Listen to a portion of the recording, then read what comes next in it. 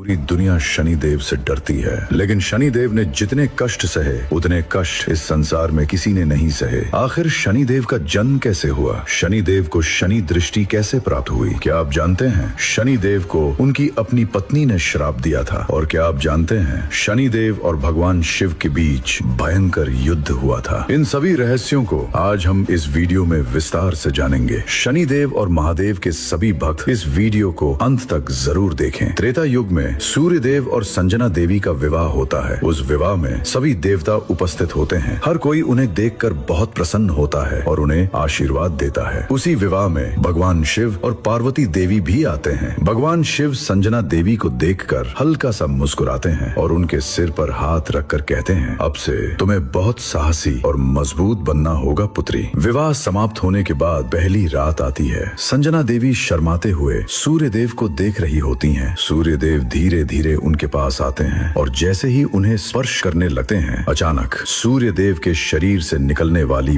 भयंकर गर्मी सीधे संजना देवी के शरीर पर पड़ती है। उस असहनीय गर्मी को संजना देवी सहन नहीं कर पाती। शक्ति के सामने वो अत्यंत कमजोर होती हैं, लेकिन अपने पति को मना भी नहीं कर पाती और उसी पीड़ा को सहते हुए उस रात दोनों एक हो जाते हैं। उस दिन के बाद जब भी सूर्यदेव संजना देवी के पास आते, वो उनके शरीर से निकलने वाली गर्मी को एक पल भी सहन नहीं कर पाती। लेकिन वो ये बात कभी सूर्यदेव को नहीं बताती। अपने दर्द को वो अकेले ही सहती रहती हैं। कुछ महीनों बाद संजना देवी गर्भवती हो जाती हैं और समय आने पर उन्हें 3 संतानें जन्म लेती हैं। पहले पुत्र यम धर्मराज, दूसरे वैवस्वत मनु और अंत में यमुना देवी। सूर्यदेव अपने बच्चों को देखकर अत्यंत प्रसन्न हो जाते हैं, लेकिन अब भी संजना देवी सूर्यदेव की गर्मी सहन नहीं कर पा रही थी। वो भीतर ही भीतर असंख्य कष्ट झेल रही थी। एक दिन वो एक निर्णय लेती हैं, अगर मैं भी तपस्या करके अपने पति के समान शक्तिशाली बन जाऊं तो मैं भी अपने पति को सुख दे पाऊंगी। अगर मैं तपस्या करने चली गई तो इन छोटे बच्चों का ध्यान कौन रखेगा और मेरे पति की सेवा कौन करेगा? ये सोचकर वो एक बड़ा निर्णय लेती हैं। अपनी शक्ति से वो अपनी ही परछाई से एक स्त्री को उत्पन्न करती हैं। वो स्त्री बिल्कुल संजना देवी जैसी दिखाई देती है। संजना देवी उसका नाम छाया रखती हैं। फिर वो छाया देवी से कहती हैं, आज से तुम मेरी जगह सूर्यदेव की पत्नी बनकर रहोगी, मेरे बच्चों का ध्यान रखोगी और सूर्यदेव की सेवा करोगी। उन्हें किसी चीज की कमी नहीं होनी चाहिए और ध्यान रखना, मेरे तपस्या करने जाने की बात तुम सूर्यदेव को कभी नहीं बताओगी। ऐसा कहकर संजना देवी भूलोक में जाकर महादेव की कठोर तपस्या करने लगती हैं। उस दिन से छाया देवी सूर्यदेव की पत्नी बनकर रहने लगती हैं। वो बच्चों का ध्यान रखती हैं और सूर्यदेव के साथ प्रेम से व्यवहार करती हैं। धीरे धीरे वो उस परिवार का हिस्सा बन जाती हैं। लेकिन कुछ समय बाद उनके मन में भी एक इच्छा जन्म लेती है, अगर मेरे पास भी संजना देवी जैसा असली शरीर होता तो मैं भी सूर्यदेव से और अधिक प्रेम कर पाती। एक दिन वो सूर्यदेव से कहती हैं, स्वामी, मैं भगवान शिव की तपस्या करना चाहती हूँ। कुछ दिनों तक आप बच्चों का ध्यान रख लीजिए। सूर्यदेव मुस्कुराकर कहते हैं, तुम्हें क्या चाहिए सखी, मैं तुम्हारी हर इच्छा पूरी कर दूंगा। लेकिन छाया देवी कहती हैं, नहीं स्वामी, मुझे जो चाहिए उसे केवल भगवान शिव ही पूरा कर सकते हैं। कृपया कुछ दिनों तक मेरा इंतजार कीजिए। इसके बाद छाया देवी भगवान शिव की कठोर तपस्या करने लगती हैं। उनकी तपस्या से प्रसन्न होकर भगवान शिव प्रकट होते हैं और कहते हैं, मांगो छाया, तुम्हें कौन सा वरदान चाहिए? छाया शब्द सुनते ही छाया देवी की आंखों में आंसू आ जाते हैं। स्वामी, आप तो जानते ही हैं मेरा जीवन कैसा है, कृपया मुझे भी संजना देवी की तरह एक सुंदर शरीर प्रदान कीजिए। भगवान शिव मुस्कुराते हुए उनके सिर पर हाथ रखते हैं और कहते हैं, तथास्तु।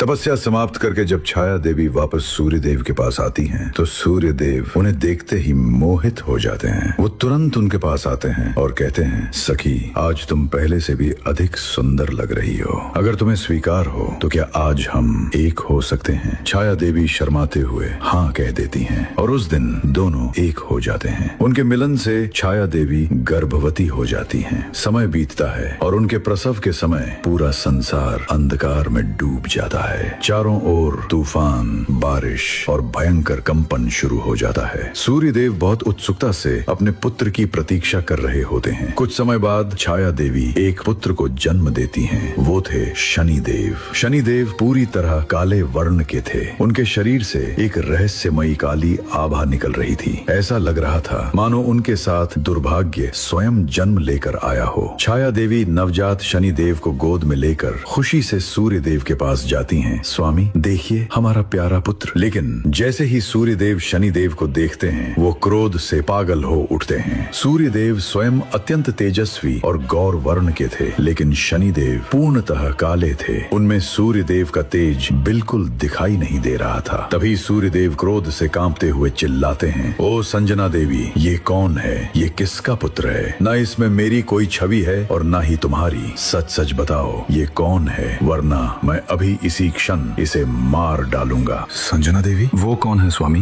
मेरा नाम छाया है, मैं आपकी पत्नी हूँ। हम दोनों के मिलन से ही ये हमारा पुत्र जन्मा है। ऐसा कहते हुए छाया देवी रोने लगती हैं। ये सुनते ही सूर्य देव आश्चर्य से कांप उठते हैं। वो वहीं घुटनों के बल गिर पड़ते हैं। छाया देवी, आखिर तुम कौन हो? मेरी पत्नी का नाम तो संजना देवी है। ऐसा कहकर सूर्य देव आश्चर्य से उन्हें देखते रहते हैं। तब छाया देवी अब तक जो कुछ हुआ था सब कुछ विस्तार से बता देती हैं। ये सब सुनते ही सूर्य देव को दोनों पर भयंकर क्रोध आ जाता है। तुम दोनों ने मिलकर मुझे धोखा दिया है, मैं तुम्हें कभी क्षमा नहीं करूंगा। ऐसा कहते हुए सूर्य देव क्रोध से कांपने लगते हैं। लेकिन छाया देवी हाथ जोड़कर विनती करती हैं, स्वामी ये हमारा ही पुत्र है, कृपया इसे अपने पुत्र की तरह स्वीकार कर लीजिए। लेकिन सूर्य देव क्रोध से कांपते हुए नवजात शनि देव को उठाकर जमीन पर पटक देते हैं। जमीन पर गिरने के बाद भी शनि देव मुस्कुराते हुए सूर्य देव को देखते रहते हैं। सूर्य देव अत्यधिक क्रोध में पीछे मुड़कर भी नहीं देखते और वहां से चले जाते हैं। उस दिन के बाद छाया देवी शनि देव को अत्यंत प्रेम से पालती हैं। वो उन्हें सभी विद्याएं सिखाती हैं और उन्हें परम शिव भक्त बनाती हैं। शनि देव अनेक तपस्याएं करते हैं, असंख्य दिव्य अस्त्र प्राप्त करते हैं और अत्यंत शक्तिशाली बन जाते हैं। लेकिन अपने और अपनी माता छाया देवी के साथ हुए अपमान को वो कभी नहीं भूलते।